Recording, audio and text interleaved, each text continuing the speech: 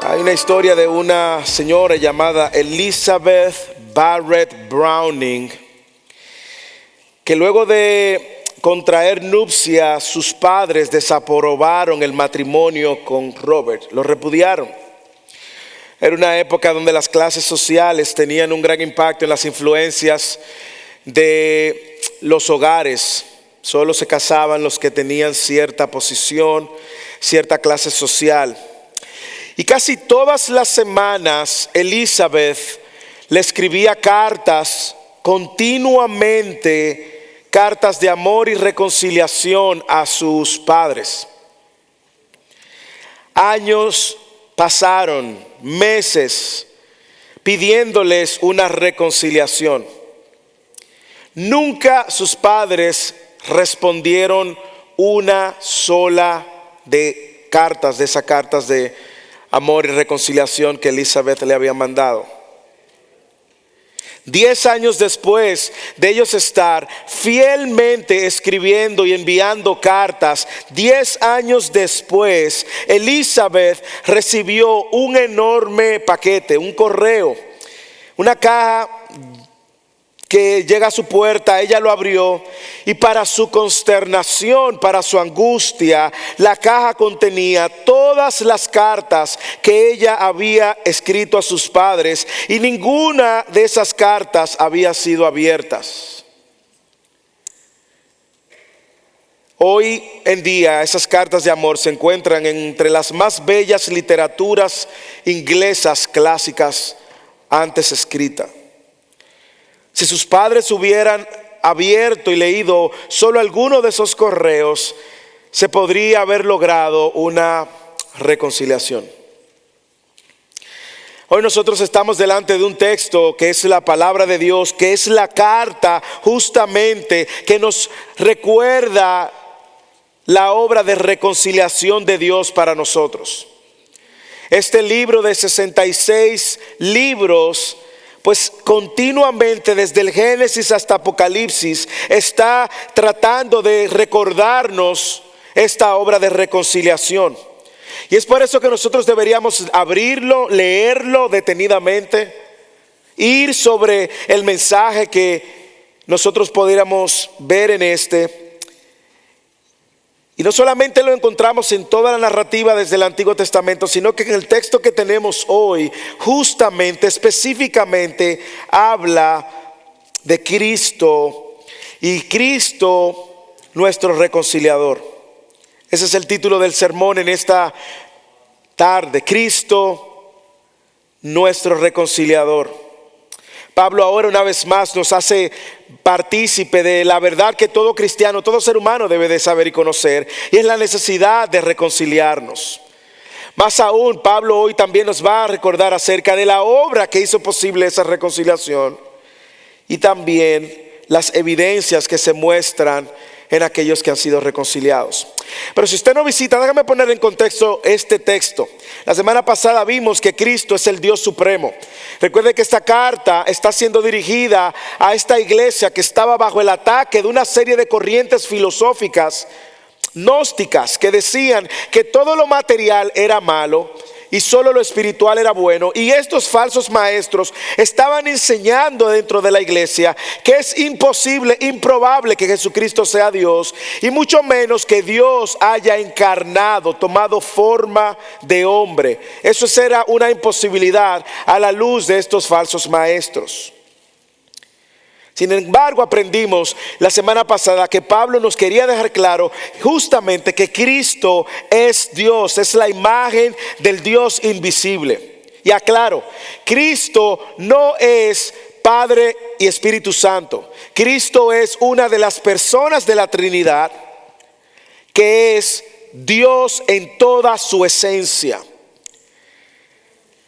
Aprendimos mucho la semana pasada acerca de la supremacía de Él sobre la creación, sobre la iglesia, y también aprendimos cómo Pablo introducía en el versículo 20 de la semana pasada que Cristo es nuestro reconciliador. Él decía en el versículo 20, si usted tiene Colosenses 1 abierto en su Biblia, dice que por medio de Él, de Cristo, Dios reconcilió todas las cosas.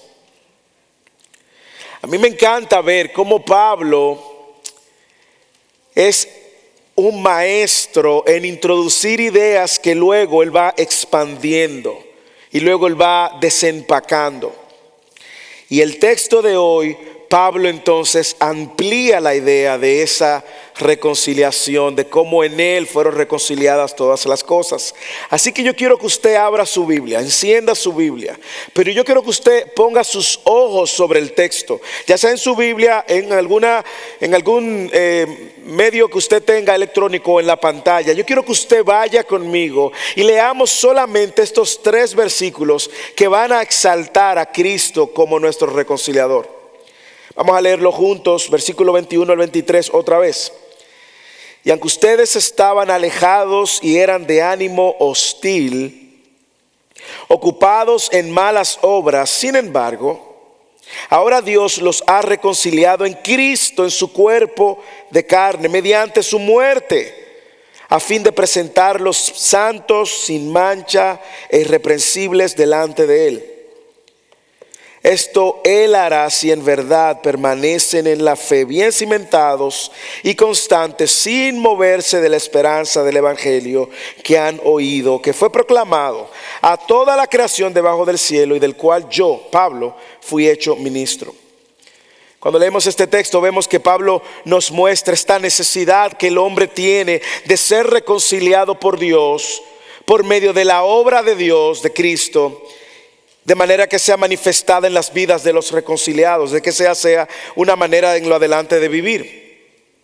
Y a la luz de esa idea que Pablo comunica en estos 3 versículos, ¿cómo nosotros estamos llamados a responder? Bueno, nosotros estamos llamados a conocer y recordar que necesitábamos un reconciliador, que necesitábamos ser reconciliados. Nosotros necesitamos recordar cómo se logró esa reconciliación y cuál es la prueba o las evidencias de que hemos sido reconciliados. Así que yo quiero mostrar justamente esa realidad en 3 puntos, eso que acabo de mencionar. Cómo nosotros, para ver a Cristo y entender esa obra de reconciliación, a Cristo como reconciliador, nosotros primero necesitamos reconocer la necesidad de la reconciliación. Es lo más importante. Si usted no conoce la necesidad de la reconciliación, probablemente usted no va a entender la magnitud de la obra de la reconciliación. Segundo, yo quiero que veamos también cuál fue esa obra para reconciliarnos. Y tercero y finalmente vamos a ver las evidencias de todo el que ha sido reconciliado. Así que prepárese en medio y siente el calor de la palabra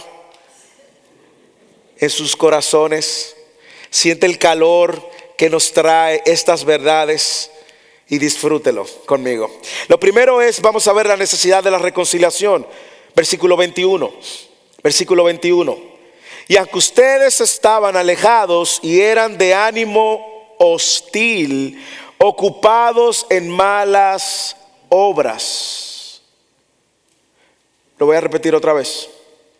Ustedes estaban alejados y eran de ánimo hostil, ocupados en malas obras. Como les dije anteriormente, en el versículo 20, Pablo introduce esta idea. Y si usted quiere, léalo en su Biblia conmigo también. Cuando él dice que en él fueron reconciliadas, por medio de él reconciliar todas las cosas consigo, habiendo hecho la paz por medio de la sangre en su cruz, por medio de él. Por medio de él, de Cristo.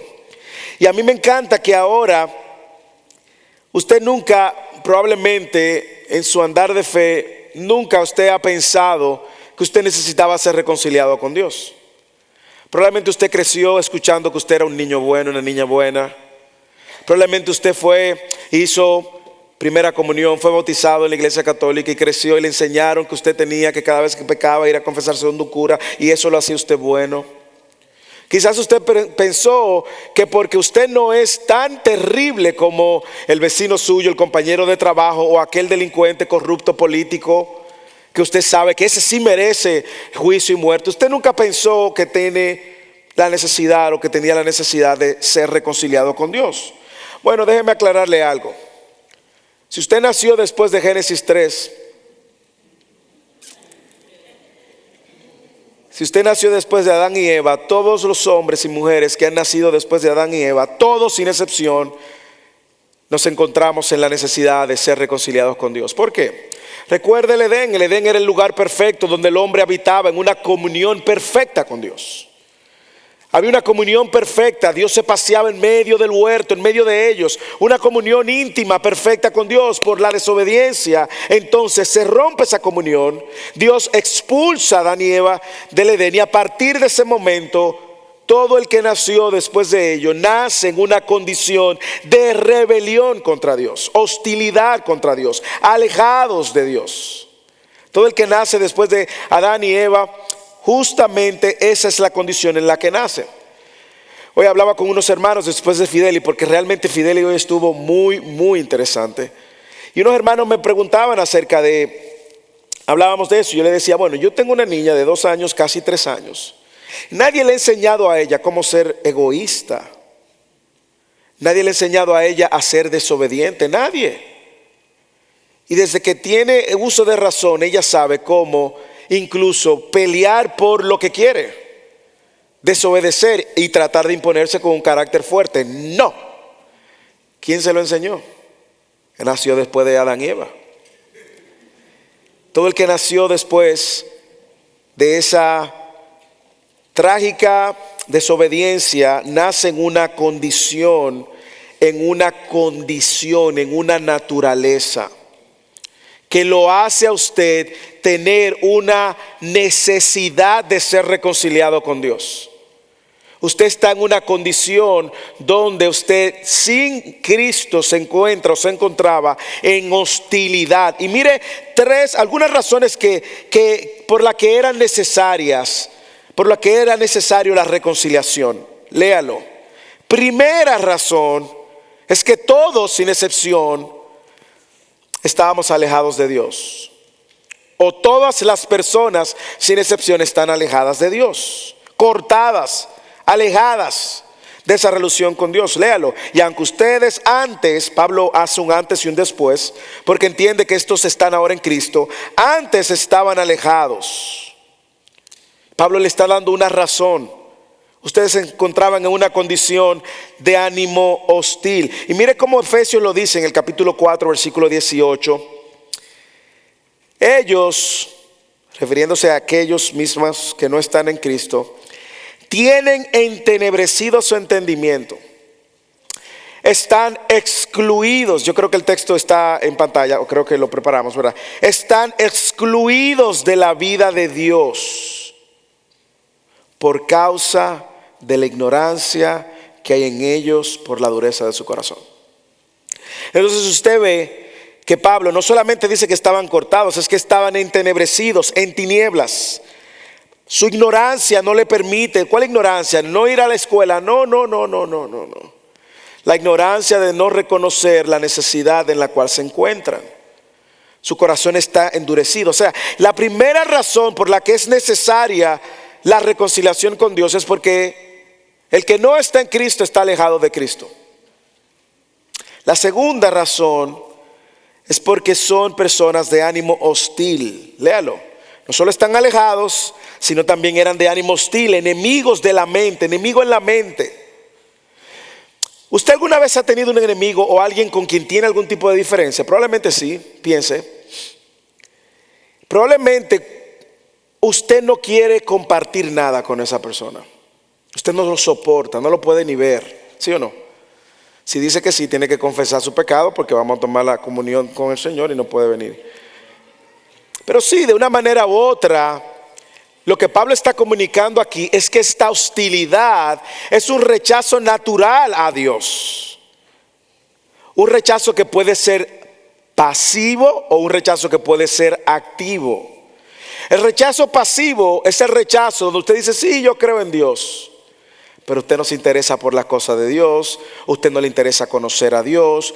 Cuando usted ve que hay mucho de Dios, entonces usted puede decir, ¿y por qué hay que ir tanto a la iglesia? ¿Y por qué hay que tanto que orar tanto? Usted, esa actitud pasiva, eso es hostilidad. ¿Sí o no?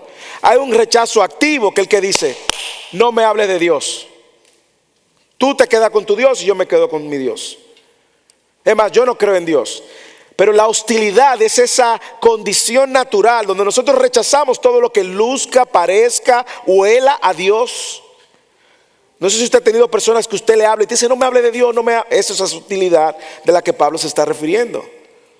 O personas que dicen, sí, yo creo en Dios, pero le cuesta seguir a Dios. Claro que le cuesta porque está alejado, es de ánimo hostil. Es una oposición, es una enemistad. Hay personas con las cuales uno ha estado en enemistad, que uno dice sí, pero cuando están los dos en el mismo salón, se tratan a distancia, ¿sí o no? Esa hostilidad.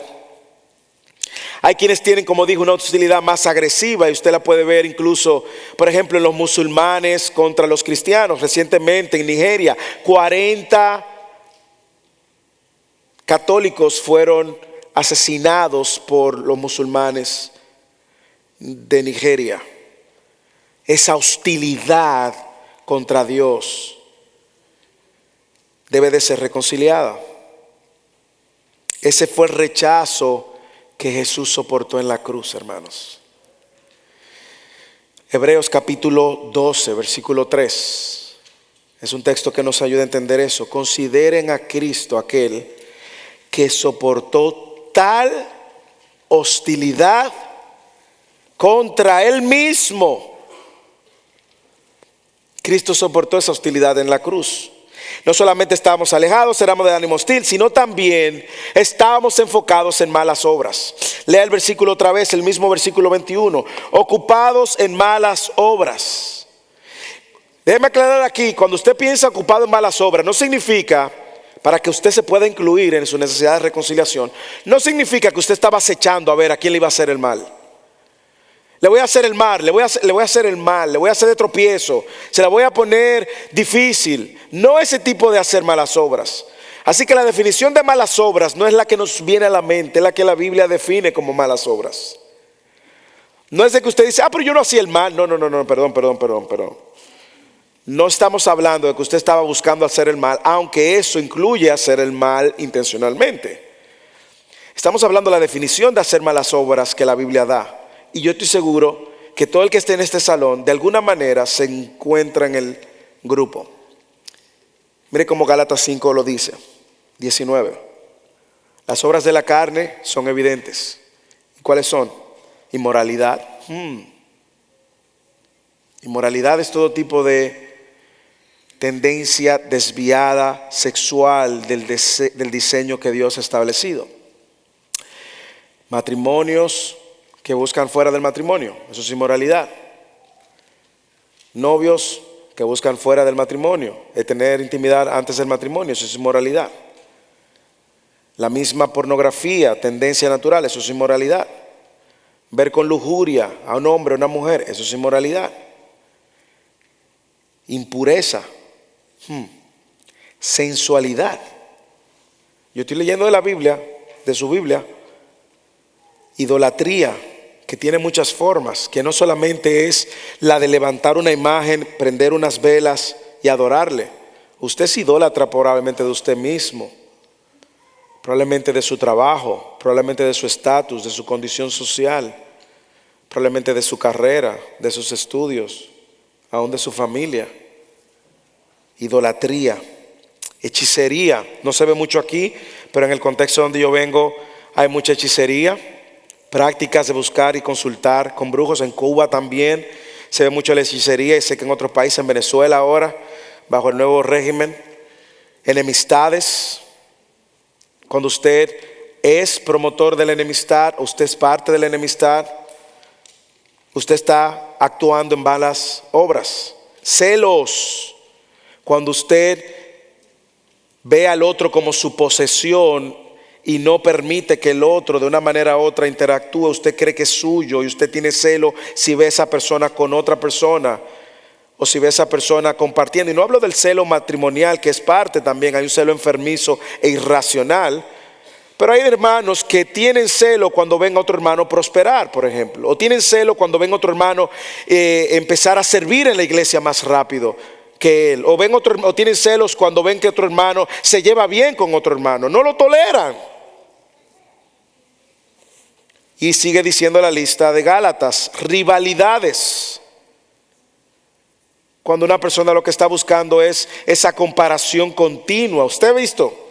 Se andan comparando. No, yo soy mejor. No, que él, que aquello. Disensiones, que son divisiones. Usted sea parte de la división, usted sea promotor de la división, usted sea parte de la rivalidad, usted sea promotor de la rivalidad.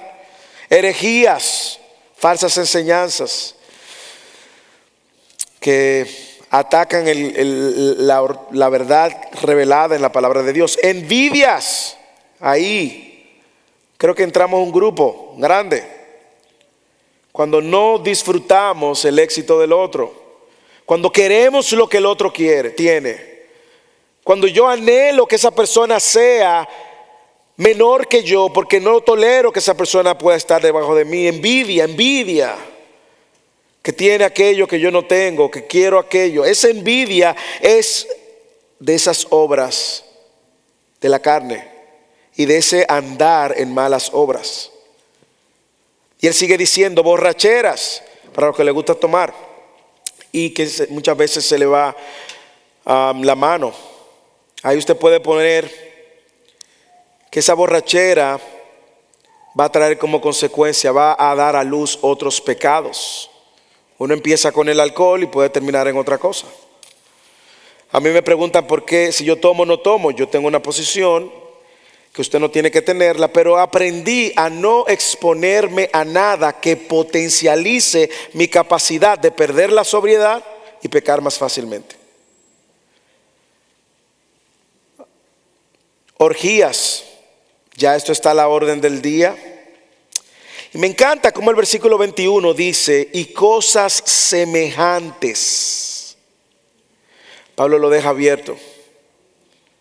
Contra las cuales advierto que ya se lo he dicho antes, que los que practican tales cosas no heredarán el reino de Dios. Punto. A mí me encanta que él dice cómo hacer cosas semejantes. Dios en su soberana y voluntad, inspirado por el Espíritu, dejó cosas semejantes, porque ahí no habla de marihuana, ahí no habla de drogas, ahí no habla de pornografías, pero cosas semejantes lo incluye. Ahí no habla de la pedofilia, pero cosas semejantes lo incluyen. Así que Pablo luego nos va a decir en otra carta a Romanos que que la mente puesta en la carne es enemistad de Dios, enemigo de Dios, porque no se sujeta a la ley de Dios. Y dice Pablo en Romanos 8, ni siquiera puede hacerlo. Y dice Pablo en Romanos 8:8 que los que están en la carne no pueden agradar a Dios. Entonces usted ve la necesidad de ser reconciliados. Usted puede ver, estábamos alejados de Dios. Estábamos en una condición de enemistad, hostilidad contra Dios. Y más aún, estábamos dedicados, ocupados a las malas obras. Ocupados a las malas obras. Hermano, todo el que está en este salón, sin excepción, necesitaba esa reconciliación con Dios. Usted no está excluido, yo no estoy excluido, nadie está excluido. Sin embargo, entender esa necesidad que teníamos o que tenemos si usted no está en Cristo, me va a ayudar entonces y me va a dirigir al único que puede reconciliarme. Porque yo no puedo. Usted y yo no podemos por nuestras propias obras. Si tú nos visitas en esta tarde, si tú no tienes al Señor, o si tú has estado visitando y aún tú no has visto esta necesidad de ser reconciliado con Dios porque tú te consideras bueno, o porque tú te consideras que tú eres amigo de Dios a tus términos, o porque tú estás haciendo malas obras pero tú dices que no estás malas obras. Si tú estás en esta condición, hay una buena noticia: el único capaz de reconciliarte es Cristo Jesús. La pregunta es cómo Cristo lo hizo. Bueno, eso nos mueve al segundo punto, y es que para ver a Cristo y a Él como reconciliador, no solamente necesitamos ver nuestra necesidad, sino que necesitamos ver la obra de reconciliación. Lea el versículo 22.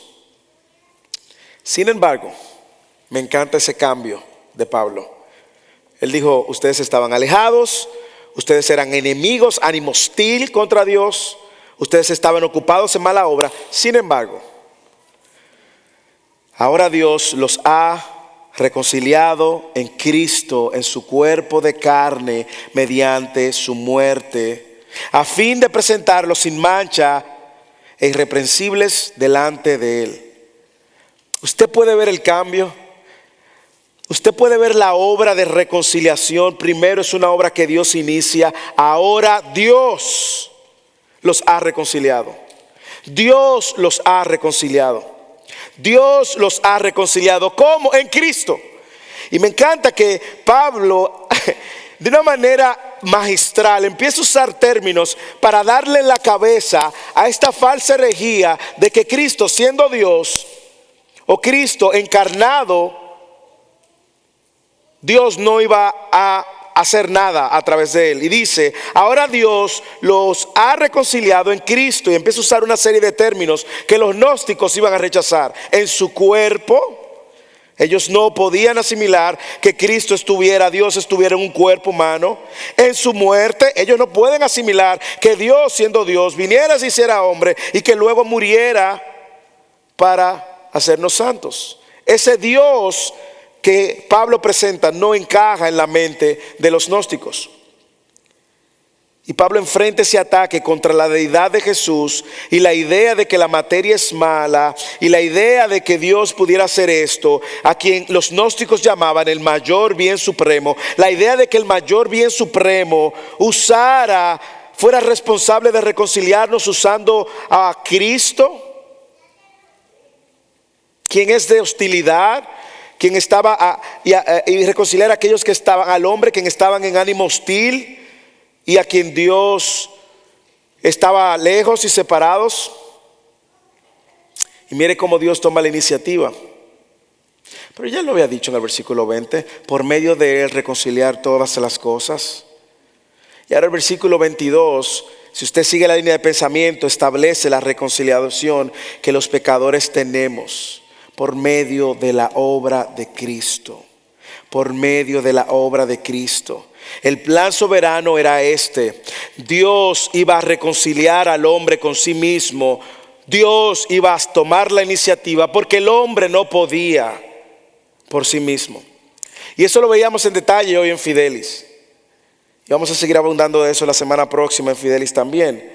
Pero Dios, en su soberana voluntad, Dios enviaría a su Hijo, Cristo voluntariamente daría su vida, se humillaría tomando forma de hombre, viviría una vida perfecta, iba a llenar el estándar y los requisitos de Dios para cumplir una vida justa. Su vida Él la daría voluntariamente y Él iba a ser tratado como el peor de los pecadores en la cruz, al punto de morir y luego recibiendo el castigo de Dios.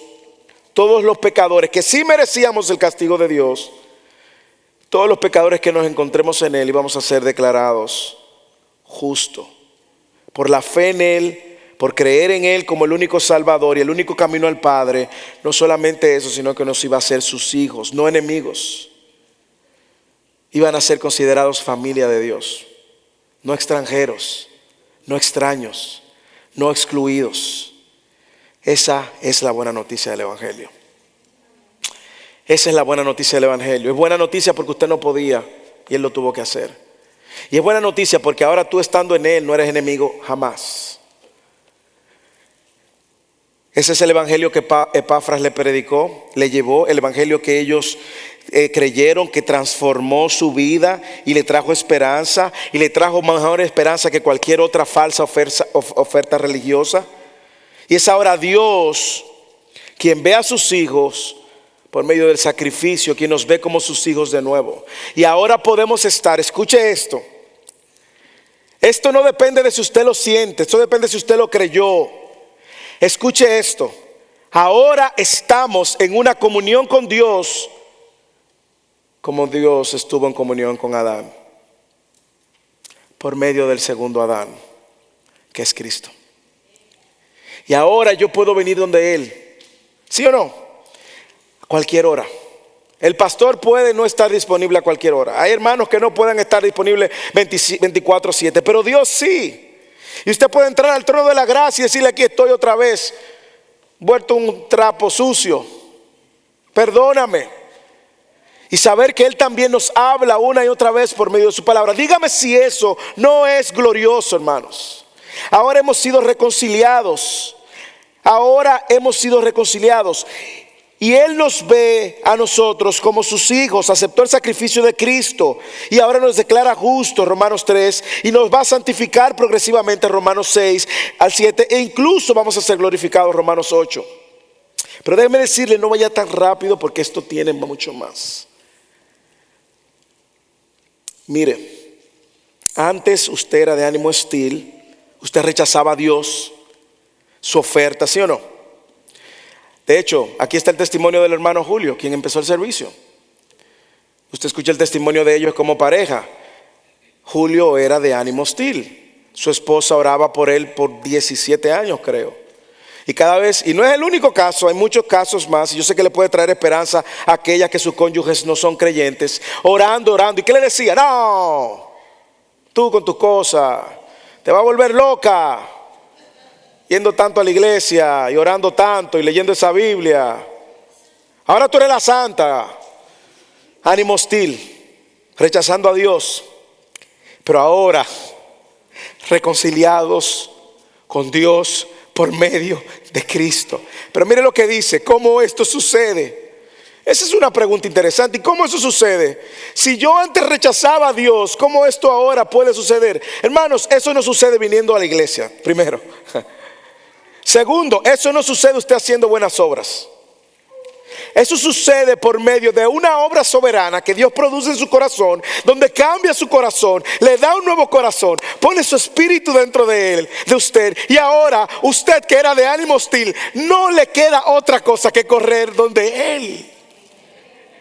Esa es la obra de Dios. Cuando Cristo va a la cruz a morir en nuestro lugar, ahora proveyó un camino para que todo el que cree en Él tenga acceso al camino.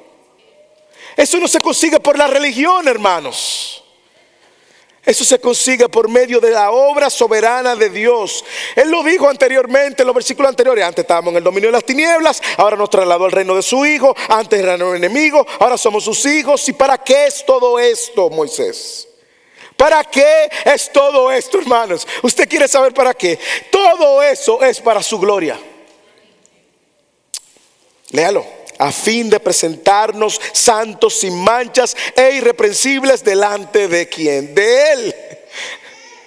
Él lo está haciendo y lo hizo para su gloria. De hecho, en versículos anteriores Él dijo que todo es por Él y para Él. Pero mire lo que Él hace en esa obra: presentarnos santos. Señores, Él está comprometido con usted en santificarlo. Usted no está solo, usted está luchando y que no puedo dejar de pecar. Yo sé, si usted está en Cristo, Él está comprometido y va a ir removiendo y va poniendo situaciones difíciles en nuestras vidas para que podamos aprender a confiar en su obra más y menos en nosotros, para que aprendamos a abrazarlo más a Él y sus promesas y menos las nuestras. Y así lucir más a Él y menos a nosotros. Lucir más a su reino y menos al reino de este mundo. Pero mire, presentarnos sin manchas, irreprochables, sin nadie que te acuse. Wow. A mí lo que me encanta es saber que Dios está comprometido. Él mismo se ha comprometido. Y al fin de presentarnos, ustedes que eran de ánimo hostil, ustedes que estaban alejados, ustedes que estaban ocupados en malas obras, ahora han sido reconciliados en Cristo, en su cuerpo de carne, mediante su muerte, con el firme propósito de que ustedes sean presentados sin manchas, irreprochables, delante de Él.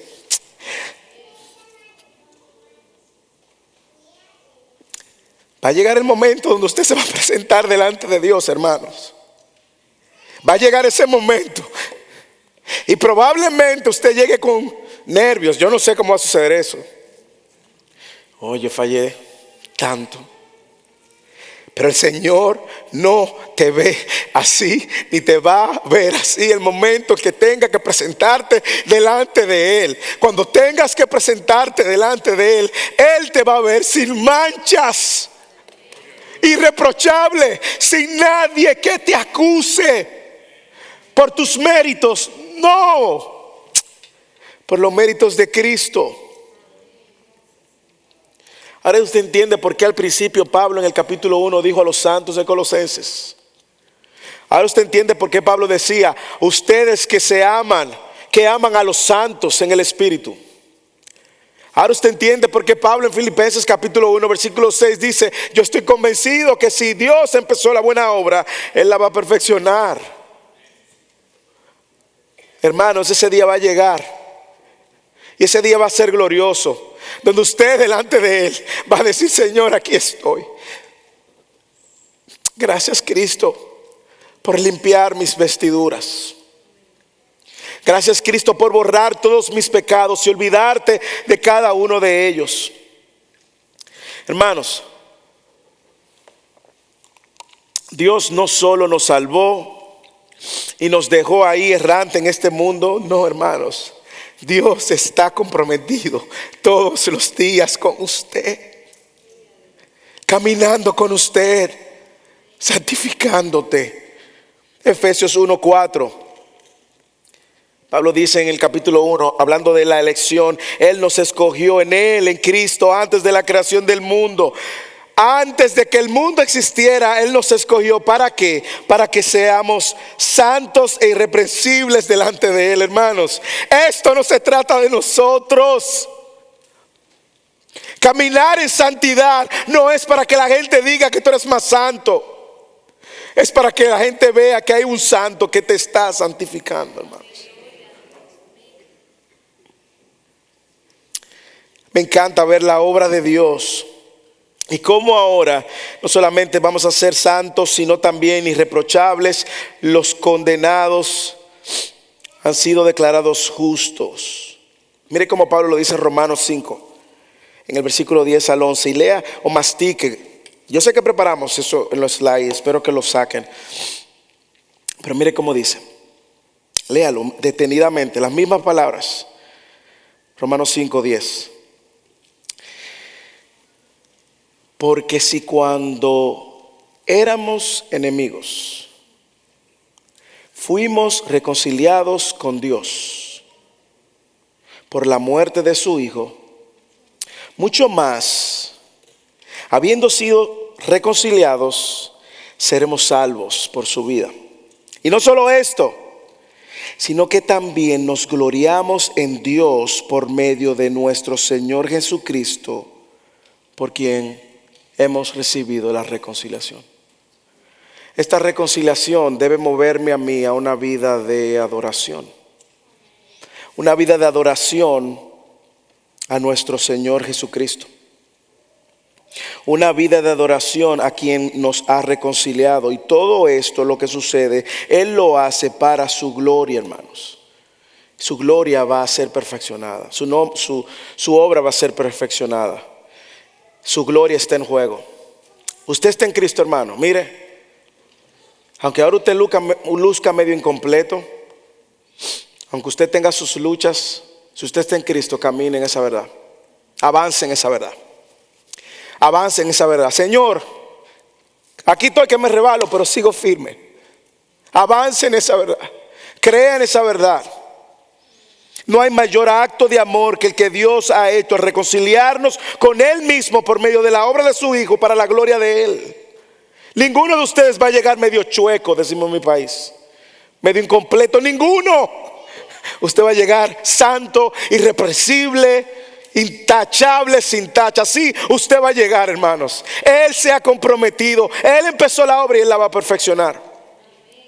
Y yo no sé si usted puede ver las implicaciones de la obra de reconciliación. Esa obra cambió nuestra posición delante de Dios. Antes éramos enemigos, la ira de Dios sobre nosotros. Ahora somos reconciliados y somos su hijo, coheredero del reino, hermanos.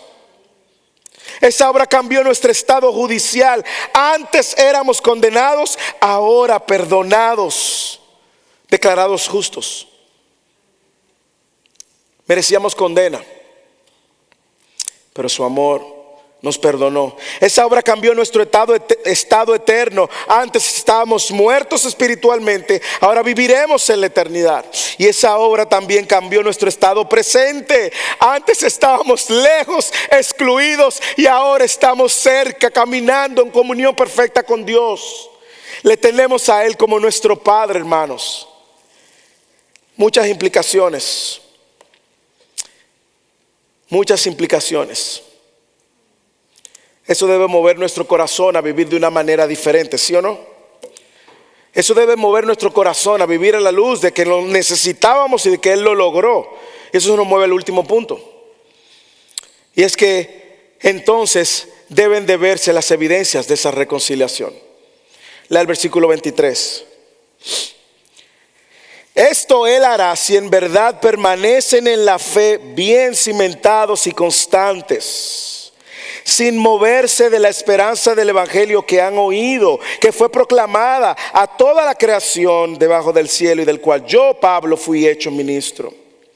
Yo sé que ese texto, esto Él hará si ustedes, puede prestarse a confusión porque da la impresión de que depende completamente de nosotros. ¿Sí o no?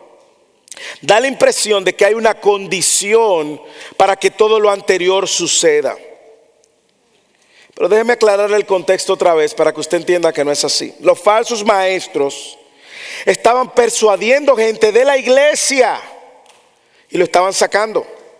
Ahora he escuchado recientemente, hay una corriente, cuídese de esta corriente, de cristianos mesiánicos. No sé si usted lo ha escuchado.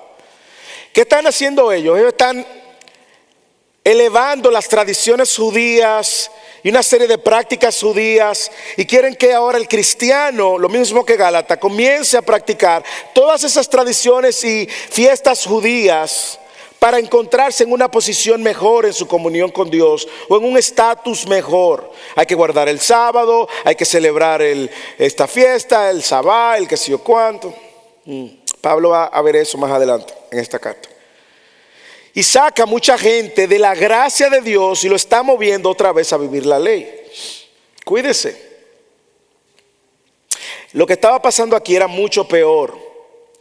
Esta gente estaban desviando a la gente del evangelio que habían recibido y la esperanza que le daba, y lo estaban moviendo ahora a, primero, dudar de que Cristo es Dios, y segundo, dudar de que si Cristo es Dios, entonces Cristo pudo salvarnos o salvarles. Sin embargo, nosotros vemos este texto a la luz de otros textos del Nuevo Testamento también como una advertencia. Una advertencia. Pero no como una condición. ¿Por qué? Simple, hermanos. En los versículos que hemos leído, si fuese así, los versículos anteriores contradicen ese versículo. En los versículos anteriores Él dice a la iglesia que ustedes estaban dando frutos en Cristo, ¿lo recuerda? Le dice que ellos se amaban unos a otros, todos los santos. Él dice, Pablo, que ellos entendieron el evangelio que escucharon de Epafras. En el capítulo 1 él dice que Él nos ha capacitado a compartir ahora, nos ha hecho parte de esta herencia con todos los santos. Nos dice también en el capítulo 1 que fuimos trasladados del reino de las tinieblas al reino de la luz. Nos dice que hemos sido reconciliados, todo eso en verbo pasado. Si eso no fuera así, en los versículos anteriores fuera una completa contradicción. Él nos está diciendo que Dios es que empieza y Dios sostiene su obra. Si estuviera diciendo que fuera una condición, fuera una contradicción. Sin embargo, es una advertencia. ¿Para quiénes? Piensen en la iglesia de Colosenses. Para aquellos que estando en Cristo se desvíen. Pablo le está diciendo a esa gente que está recibiendo el ataque y la presión. Bueno, si ustedes están en Cristo, esas cosas van a suceder. Si ustedes están firmes, entonces, eso es lo que ustedes van a ver en medio de esto. Si ustedes permanecen en la fe que han escuchado, entonces ustedes van a ver esto. De lo contrario, no, ustedes se van a ir, como dice Primera de Juan. Esos se fueron de nosotros porque no eran de nosotros, porque si hubiesen sido de nosotros, hubieran permanecido. Nosotros lo que estamos viendo aquí es que Pablo le está pidiendo continúen confiando en Cristo y también viviendo el mensaje que han escuchado de Cristo. Deben de evitar esas falsas enseñanzas que amenazan con llevarlo en una dirección contraria. Deben de recordar que la fe en Cristo no es simplemente una forma de entrar al reino de los cielos, es un estilo de vida, hermanos. Lo voy a repetir. La fe en Cristo no es solo una forma para entrar al cielo, o la única forma, no una forma, la única forma para entrar al cielo, sino que también es un estilo de vida en el cual nosotros estamos comprometidos a vivir. Dice, Él hará si verdaderamente, a diferencia de aquellos que dicen estar cimentados, pero se están desviando, Él hará si verdaderamente, primero, están firmes en la fe en Cristo. Esos que se están desviando no están firmes en la fe en Cristo. Permanecen en la fe bien cimentado y constante. ¿Cuál fe? Señores, el contexto, el versículo 3, Pablo le daba gracia a Dios por medio de la fe en Cristo que ellos estaban mostrando. Entonces, si ustedes son de esos que están bien cimentados, ustedes, la evidencia de esos que van a permanecer firmes en esa fe. No se van a estar moviendo con filosofías huecas, no poniendo la fe en otras personas, en Cristo. Él hará esto si verdaderamente, segundo, están firmes en la esperanza del evangelio que han oído. ¿Cuál evangelio ya han oído? Versículo 3. El evangelio que oyeron por medio de Epafras. Sin moverse de la esperanza, dice el versículo 23, de la esperanza del evangelio que han oído. Hermanos, yo no sé si usted puede ver esto ahora en positivo y de una advertencia a su fe. Y lo que está diciendo es, si tú eres de esos que si tú estás en Cristo, tú debes de mantenerte firme, tu fe firme en Cristo. Se puede caer el mundo, puede venir COVID 10 veces, puede venir ahora el asunto de los monos, puede venir lo que sea, pero tu fe está en Cristo. Puedes perder el trabajo, puedes perder la finanza. Si tú permaneces en Cristo, entonces tú si tú estás en Cristo, debes permanecer en Cristo. Más aún él dice, y debe de ser una advertencia. Mire la advertencia, sin moverse de esa esperanza del evangelio. Cuando usted empieza a escuchar otro tipo de voces y de opiniones y que no son la verdad del evangelio, y eso te mueve tu fe, tienes que analizarte. Warning, warning, warning. Observe lo que dice de esa esperanza. Todo lo que ese versículo incluye. La esperanza es firme, hermanos. Es lo primero. Mire cómo dice, sin moverse de la esperanza del evangelio que han oído. Es una esperanza firme, hermanos. Esta es una esperanza que nosotros ponemos en los políticos, quién está en gobierno, quién no está en gobierno. O bueno, si llegó aquel político al puesto, ahí sí, verdad, se me resolvieron los problemas. Me voy a conseguir un trabajito, un contratico, aquí vienen unos chelitos, un dinerito. No. Es una esperanza firme, por lo tanto verdadera, una fe. La fe verdadera es aquella que tiene su esperanza en el evangelio y lo que le ofrece. Es una esperanza confiada, sin moverse. Es una esperanza, léalo, cimentada en el evangelio. Sin moverse de la esperanza del evangelio, es decir, que es una esperanza centrada en el evangelio. ¿Usted entiende por qué nosotros hacemos tanto énfasis en el evangelio en esta iglesia? Usted va al grupo de damas ayer, el evangelio. Va al grupo de los hombres el sábado próximo a las 6:30 de la mañana, el evangelio. Reunión de parejas, el evangelio. Fidelis, el evangelio. El púlpito, el evangelio. ¿Por qué? Porque el evangelio sostiene al creyente ahora y luego de que muera. Una esperanza cimentada en el evangelio, centrada en el evangelio. Ese evangelio que proclama las buenas noticias de que el que cree en Cristo será salvo, hermanos. Ese evangelio que proclama la buena noticia de que el que cree en Cristo no va a ser condenado. Ese evangelio que nos da una esperanza plena de salvación por medio de la muerte y resurrección de Cristo. Ese evangelio que nos da una esperanza que nos permite estar pendiente a su próximo regreso, cuando Él va a venir, o cuando partamos nos encontremos con Él. Es una esperanza lograda por Cristo que ahora nos hace partícipe del reino. Es una esperanza lograda por Cristo y que ahora nos une a Cristo. Mire lo que vamos a ver la próxima semana. Versículo 27. Dese unos versículos adelante para que usted vea lo que le estoy diciendo. A estos Dios quiso dar a conocer cuáles son las riquezas de la gloria de este misterio entre los gentiles, que es Cristo en ustedes, la esperanza viva. Cristo en ustedes, esa unión ahora con Cristo, es parte de la esperanza que me sostiene ahora, hermanos.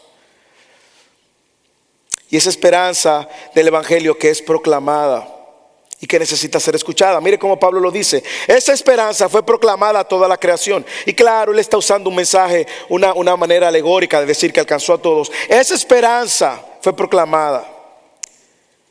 Y ahora ha sido dada a nosotros para que lo proclamemos, según 1 Corintios 5.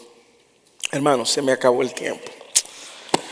Ay, el tiempo, en el cielo no va a haber tiempo, hermano. Yo creo que es una buena manera de nosotros ver nuestra fe rápidamente. ¿Qué tan constante estamos? ¿Dónde está puesta nuestra esperanza? ¿Cuáles son las cosas que te mueven? Tú eres on, off, encendido, apagado, encendido, apagado, encendido, apagado.